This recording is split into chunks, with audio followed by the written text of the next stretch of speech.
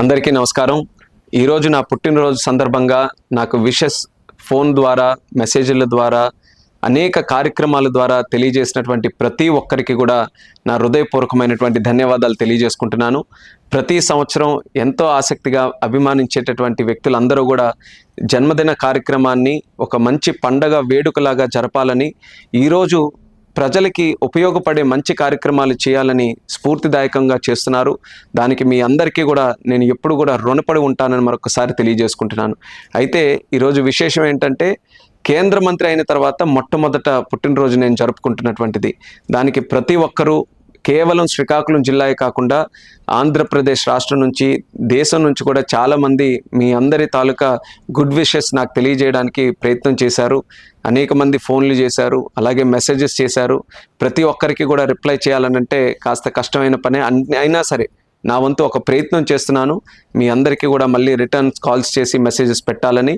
కానీ మీరందరూ కూడా మరి ఏ రకంగానైనా సరే మీ తాలూకా విషెస్ నా వరకు కూడా చేరవేయాలని మీరు చేస్తున్నటువంటి ప్రయత్నం ఖచ్చితంగా నా వరకు కూడా చేరింది. మీ తాలూకా ఆశీస్సులు, మీ తాలూకా సహకారం ఎల్లప్పుడూ కూడా నాతో పాటు ఉండాలని మరొకసారి సందర్భంగా తెలియజేసుకుంటున్నాను. అయితే పార్లమెంటు ఉండడం వల్ల ఢిల్లీలోనే ఈరోజు ఉండిపోయాం. చాలామంది కలుసుకోవాలన్న వాళ్ళతో కూడా కలుసుకోలేకపోయాం. కానీ ప్రతి ఒక్క కార్యక్రమం కూడా నా వరకు వచ్చింది. ముఖ్యంగా శ్రీకాకుళం జిల్లాలో మరి అన్ని నియోజకవర్గాల్లో కూడా ఒక మంచి కార్యక్రమాలు, కొన్ని గ్రామీణ ప్రాంతాల్లో అలాగే కొన్ని పట్టణాల్లో కూడా మంచి కార్యక్రమాలు పెట్టి, హాస్పిటల్స్లో అలాగే స్కూల్స్లో రక్తదాన కేంద్రాలు, ఇలాంటి వివిధ కార్యక్రమాలు పెట్టి ఈరోజు చాలా చక్కనైన వాతావరణంలో ఈ కార్యక్రమం చేసినందుకు ప్రతి ఒక్కరికి కూడా అందరికీ మరొకసారి నా తాలూకా ధన్యవాదాలు తెలియజేసుకుంటున్నాను. అలాగే ఈరోజు ప్రత్యేకంగా దేశ ప్రధానమంత్రి నరేంద్ర మోదీ గారిని కూడా వ్యక్తిగతంగా కలిసి ఆయన తాలూకా ఆశీర్వాదం కూడా తీసుకోవడం నాకు చాలా ఆనందం అనిపించింది.